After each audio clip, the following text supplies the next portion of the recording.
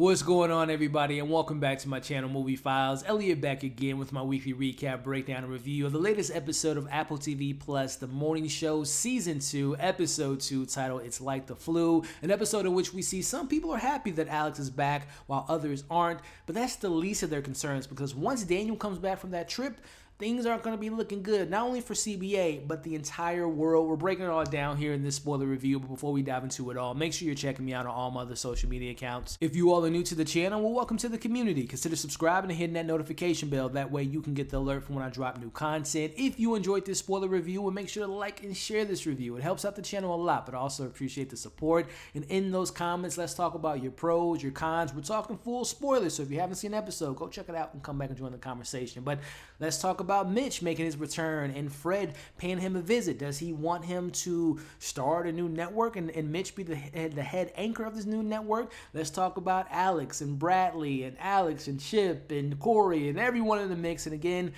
Daniel making some coverage about the virus and him coming back, what that can mean. Let's talk about it all in the comments below. But me just kind of going into it before I break it down, this is a really great episode. Again, I love the drama, the awkwardness, the phoniness, the fakeness of these characters, and just smiling in people's face but hating them deep down inside. I love that the show hasn't ignored the Hannah situation, hasn't ignored how Daniel felt like he was screwed over by Alex. You know, I love the continuation of those plots. And then just seeing, again, these characters just being so phony and just being like, just trying to make the situation better, but it's not when you're being phony with people. So I just loved all the drama that we got here and what this episode can mean for further episodes down the road, especially, again, Daniel paying a visit to cover the virus and coming back is going to be something to talk about, ladies and gentlemen. But let's break it all down as we open up the episode with Corey filling Bradley in about Alex coming back into the situation. She really doesn't have any questions. I mean, there's no back and forth. This is the situation at hand.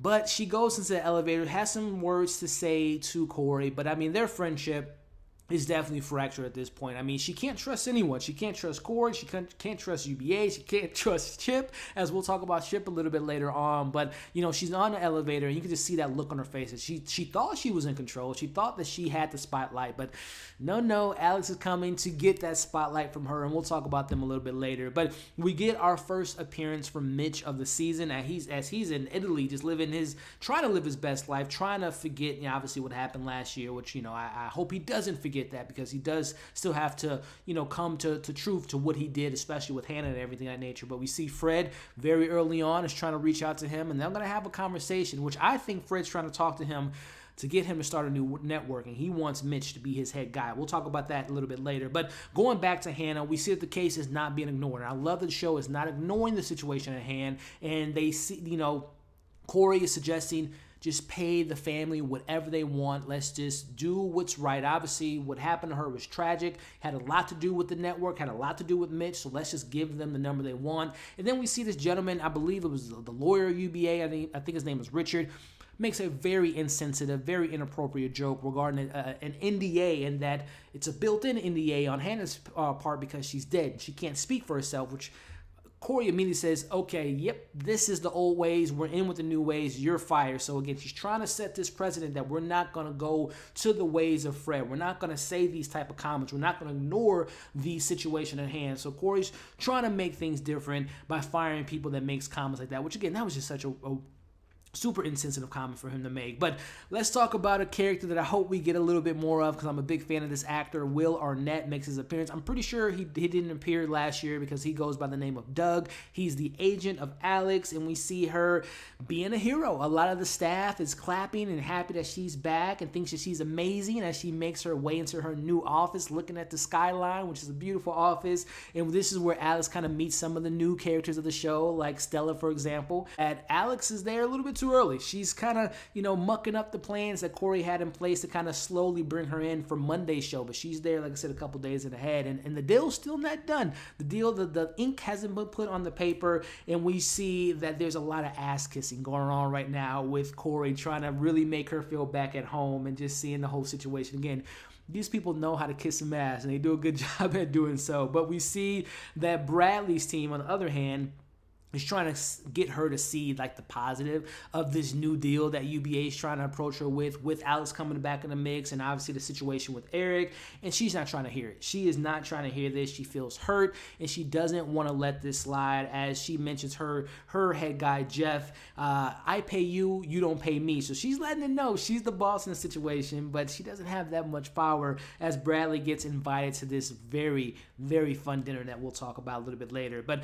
we see Alex is, slowly trying to make her way out of the building, because again, the word isn't supposed to be out yet that she's making a return, but she accidentally goes to the wrong floor. People are like, oh, Alex, you're back. She's just running around, runs right into her old dressing room, which is being occupied by Eric, and this is where the conversation comes in place in regards to, he kind of speaks out of tone in regards to his relationship and how to fix things with Bradley, because he believes that she's going to hate him for not telling her, him having this, this nighttime show. And Alex is like, well, you probably know her better than me. And, he talks about how difficult it is to work with Bradley. And Alex kind of speaks up for Bradley a little bit. Like, listen, man, like, you need to watch what you're saying. She's, doing the best she can and kind of sticking up for her and fending for her. And as we see that she leaves the situation. So, again, Alex, is sticking up for Bradley. Bradley doesn't see this, but, she had a little good things to say about her in that moment, as Eric was, really kind of speaking ill will of her in regards to not being able to know, is she happy one moment, sad the next moment. So again, we'll see with Alex, it can keep this momentum going with this friendship. But we get our first name drop of, again, I'm not going to say it because obviously YouTube triggers this, but the virus. Daniel mentions it, and they're discussing how he's discussing this with Mia, regarding how, as we kind of know with last year, they were underplaying the situation. They're talking about how they want to cover it, how like they want to have like a minute segment talking about it, but they want to focus more on, more important news than impeachment and all that stuff. So again, just kind of, this is the show trying to, put in its social commentary how the news cycle wasn't, they underplayed this situation, was which we know still is a big situation at hand. But let's go back to Mitch, as his day is ruined by this random woman who wants 15 minutes of fame, as he is ruining her favorite gelato spot. And we see this, I don't remember if they say the woman's name, but this woman stands up for Mitch. And I felt like the scene was a little bit forced, if I'm being honest. It felt a little bit unnatural as far as how it was executed. But I see what the show was trying to say in regards to, we see this a lot, especially in today's society, Twitter, Instagram, TikTok, Snapchat, you name it, where people just want 15 seconds of fame, right, to go viral on the internet. And they have like their, some people really do want to fight the good fight, right? And we see other people faking the fight, right? And we have this feminist woman who's trying to speak out just for social media, just for she can be famous, get some likes, get some shares, maybe have an interview on the morning show. So we know those type of people. So again, I know what the show was doing. It just kind of felt a little forced for my personal taste. But nonetheless, this new character gets Mitch's number and wants to set up a meeting to pick his brain and have a conversation with him. So I don't know, is this a character that's going to be pivotal to this season? Is it going to be someone that's going to help Mitch? Maybe she works for Fred, and maybe Fred put her in a situation to get him to talk, and maybe get, become friends and then have Mitch join Fred. I don't know, because Fred can be very, very sneaky. We know that from last year. But moving back to Bradley, as she's seeking some advice, again, she has no one to trust, so she calls Chip to talk about, Alex's return. And this is where Chip says, he's not in the business of Alex. He doesn't have good things to say about her. If he saw her face to face, he wouldn't have good words for her. I'm like, yeah, okay, keep that same energy a little bit later, Chip. But again, she's seeking advice because she has nowhere to turn, and she thinks she can trust Chip. But nope, can't trust anyone, Bradley. But moving on, before this big dinner, we see one of the higher-ups calls Corey's, and again, just reiterates, you need to fire Bradley. He says, okay, I will, which we know he doesn't. But again, that's what the higher-ups want him to do, and I think Bradley's walking on thin ice right now. But as Bradley refuses to go, and Alex arrives to the dinner, and then Bradley comes in, perfect time, and again, it's time for this party date, which again, there's a lot of, I love how this scene plays out.